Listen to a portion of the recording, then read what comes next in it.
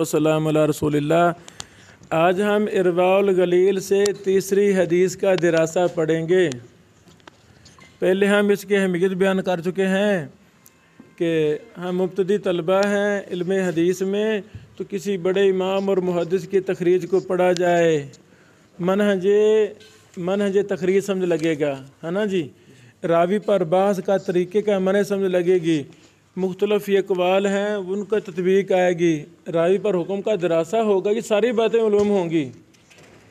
تو حدیث نمبر 2 پر میں نے آپ سے کہا تھا مزید دراسہ کریں، تو آپ نے ضرور کیا ہوگا۔ جی بھائی ہم صاحب، آپ نے کیا دراسہ کیا؟ لگا لیں بسم اللہ الرحمن الرحیم، الحمدللہ رب العالمین، والصلاة والسلام علی اشرف الانبیاء والمرسلین، اما بعد۔ اس حدیث میں امام البانی نے ذکر کیا کہ اس حدیث کے تمام طرق ضعیف ہے، اور اس کے 3 طرق اس نے بیان کیا ہے۔ اول یہ ہے کہ کل امر ذی بال لا یبدأ فیہ بالحمد فہو اقطع۔ جی بولیں۔ اقطع وہ یہ ہے، اول رواہ یونس وعقیل وشعیب وسعید بن عبد العزیز عن الزہری عن النبی صلی اللہ علیہ وسلم مرسلا، اول یہ ہے۔ اور دوسرا یہ ہے کہ اس نے طبرانی نقل کیا ہے، عبداللہ بن یزید حدثنا صدقۃ بن عبداللہ عن محمد بن الولید الزبیدی عن الزہری عن عبداللہ بن کعب بن مالک عن ابیہ مرفوعا۔ اور یہ حدیث اس نے بھی کہا کہ اس میں صدقہ ضعیف ہے، لیکن طبقات الشافعیہ میں تاج الدین سبکی اس نے فرمایا ہے کہ یہ صحیح ہے۔ ممن حکم بصحت هذا الحديث مع الكلام على طرقه والفاظه ومحاولة التوفيق بينها مستفيزا تاج الدین السبکی في طبقات الشافعیة الكبرى۔ اس نے کہا کہ ایک وتابعه أيضا يونس بن يزيد كما رواه الخليلي في الإرشاد من طريق إسماعيل بن أبي زياد الشامي عن يونس بن يزيد عن الزهري عن أبي سلمة عن أبي هريرة كل أمر لم يبدأ فيه بحمد الله والصلاة عليه فهو أقطع وأبتر۔ اس میں کہا کہ ساری حدیث ضعیف ہے، لیکن روایت اسماعیلی میں جو زیادت ہو گیا ہے والصلاة علیہ، اس میں صرف ضعیف ہے، وہ صحیح صحت صحیح ہے، لیکن زیادت اسماعیل بن زیاد صحیح نہیں ہے، وہ حدیث صحیح ہے اس میں۔ اور اس حدیث میں جو ابن الملقین صاحب میں اپنے شرح توضیح میں لکھا ہے کہ حدیث اول جواب دیا ہے کہ امام بخاری کیوں اپنی کتاب کو بسم اللہ میں شروع نہیں کیا۔ اس نے کہا ایک 3 جوابی کیا ہے۔ ایک یہ جواب کیا کہ امام بخاری کے شرط کے موافق نہیں تھا، کیوں اس جواب کیا، اس جواب کے سے معلوم ہوتا ہے کہ ابن الملقین کے نزد یہ حدیث صحیح تھا۔ اور دوسرا جواب یہ ہے کہ انه قد روی بذکر اللہ بدل حمد اللہ کما سلف، یہ بذکر اللہ حمد اللہ کی جگہ بذکر اللہ ہے، یہ صحیح ہے اس نے کہا۔ اور بھی جوابی کیا ہے، لیکن ابھی واللہ عالم یہ حدیث کس طرح ہے۔ انہوں نے کیا ثابت کیا ہے؟ اس نے ثابت کیا ہے کہ صحیح ہے، یعنی یہ صفحہ نمبر حوالہ بتا دیں۔ صفحہ 123 جلد نمبر 1۔ یعنی احمد صاحب نے ماشاءاللہ مطالعہ کیا کہ التوضیح ابن ملقن کے محققین نے اس کو صحیح ثابت کیا ہے، اور خلاصہ بھائی نے بیان کیا۔ جی شیخنا، آپ نے کیا اس بار کو دراسہ کیا؟ اس حدیث کے پہلے 2 اسناد پر 3 اسناد پر بحث ہو چکی تھی کل بحمد اللہ و توفیق، اور آج تیسری سند تھی، لیکن اس میں بھی باقی راوی پرانے والی ہے، قرہ اور دوسرے راوی تھے، لیکن آج ایک نیا راوی تھا اس حدیث کا، صدقہ ابن عبداللہ۔ تو صدقہ ابن عبداللہ میں اس پر جرح ہے، تہذیب و تہذیب اور تہذیب الکمال نے نقل کی ہے۔ امام احمد ابن حنبل رحمہ اللہ سے نقل ہے کہ لیس بشیء اور ضعیف الحدیث۔ ابو زرع دمشقی اس نے مسترب الحدیث کا حکم اس پہ لگایا ہے۔ اس طرح امام حاکم اور ابو احمد اس نے لیس بالقوی کہا ہے۔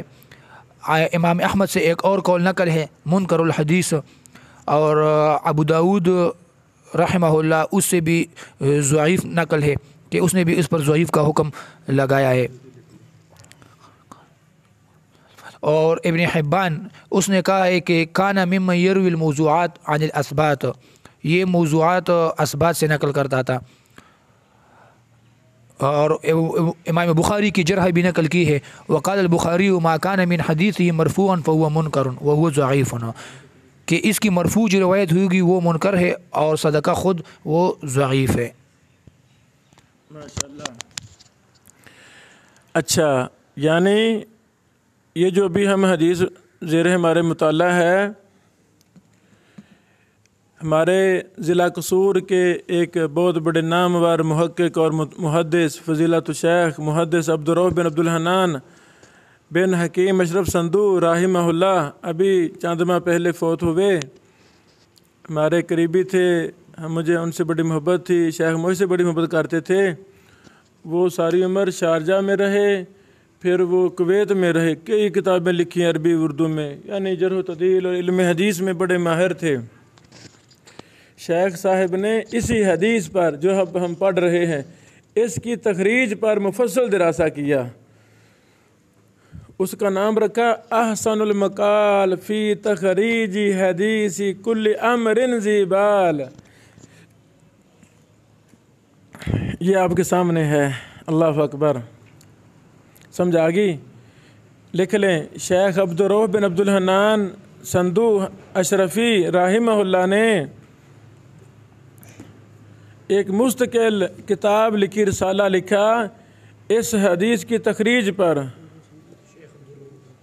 بن عبدالحنان صندو، اور یہ رسالہ 93 صفحات پر ہے۔ یہ رسالہ لکھ لیں 93 صفحات پر ہے۔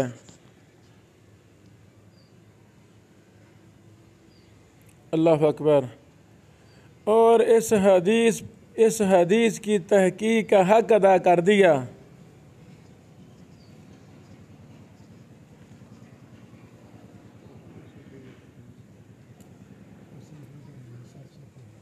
سن لو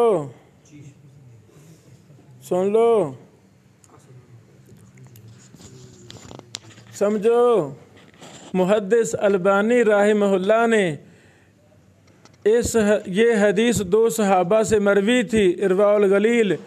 پہلی حدیث کسی اور صحابی سے ہے، پہلی تھی کس صحابی سے ہے؟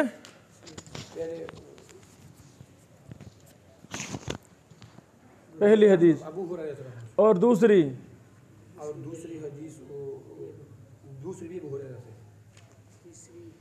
اور تیسری سند سے وہ عبداللہ بن کعب بن مالک سے۔ ہاں، یعنی پہلی اور دوسری حدیث ابو ہریرہ رضی اللہ عنہ سے ہے۔ شیخ البانی رحمہ اللہ نے اس پر تفصیل کے ساتھ دراسہ کیا۔ پہلی کے الفاظ میں بسم اللہ ہے، دوسری کے الفاظ میں بالحمدللہ ہے۔ تو شیخ البانی رحمہ اللہ نے ان دونوں روایتوں پر 3.5 صفحات پر دراسہ کیا۔ کتنے صفحات پر؟ 3.5 صفحات پر۔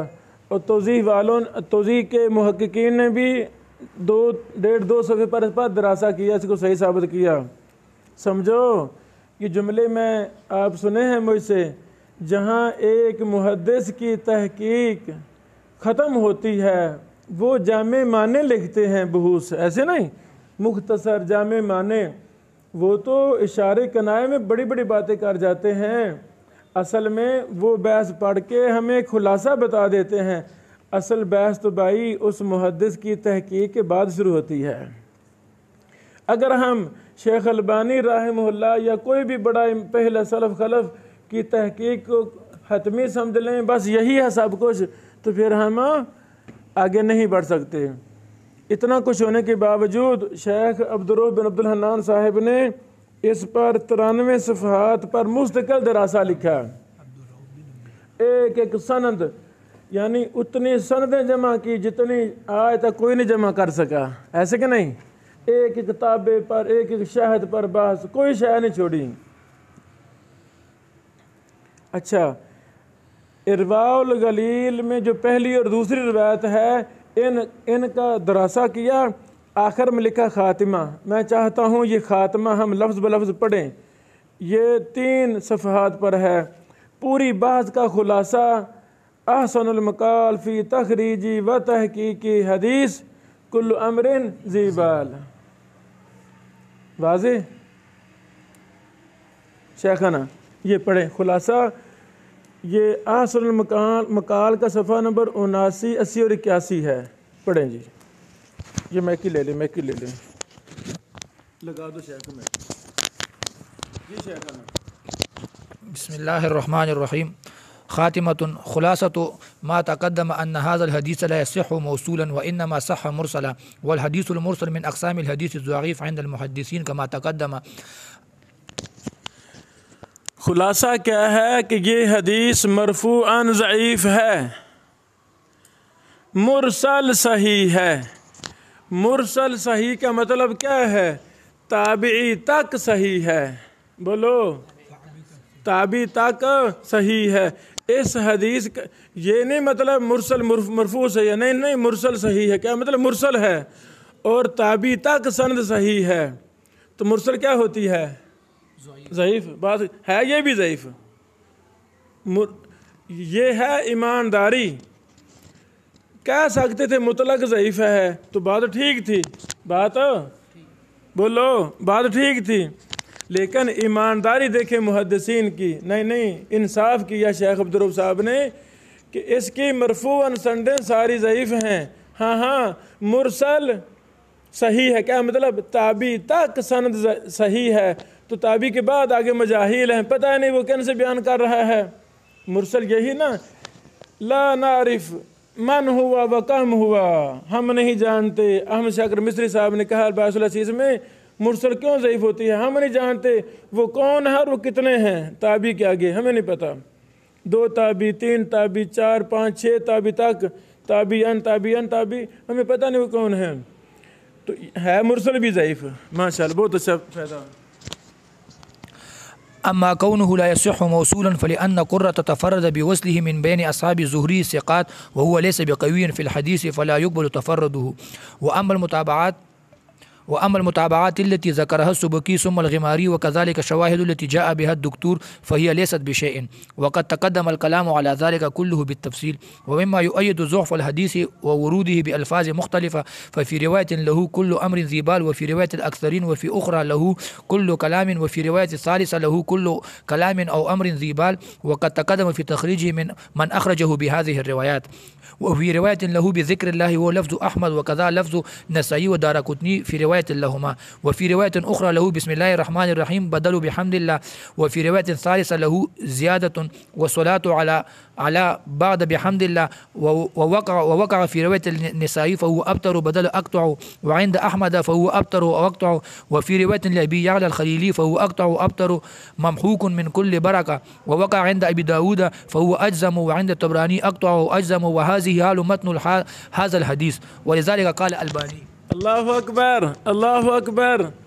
اللہ ہمارے محبوب تیرے پیغمبر محمد صلی اللہ علیہ وسلم کی سنت کے بڑے محب، پوری زندگی اس شخص نے گزار دی حدیث کی تحقیق کرتے کرتے، مجموعات میں واٹس ایپ گروپوں میں بھی شیخ محترم موجود تھے، اور چھوٹی چھوٹی بات پر بھی نقد کرتے تھے، یہ ٹھیک نہیں ہے، یہ صحیح نہیں ہے۔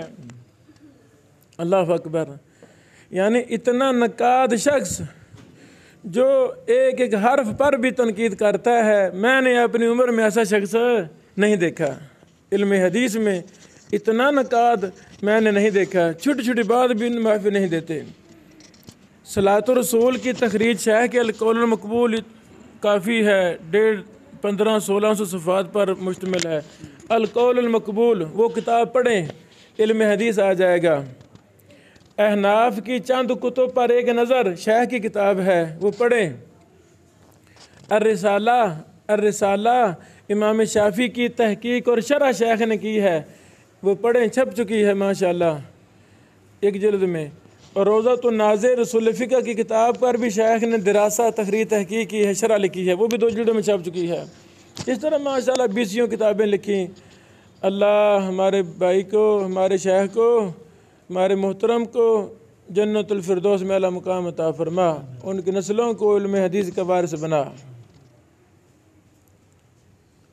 شیخ یعنی حق ادا کر دیا، تمام کتب حدیث میں جو متن کا اختلاف ہے سب لکھ دیا، پھر روایت ابی داؤد، پھر روایت دارقطنی، پھر طبرانی، یہ ہے تحقیق۔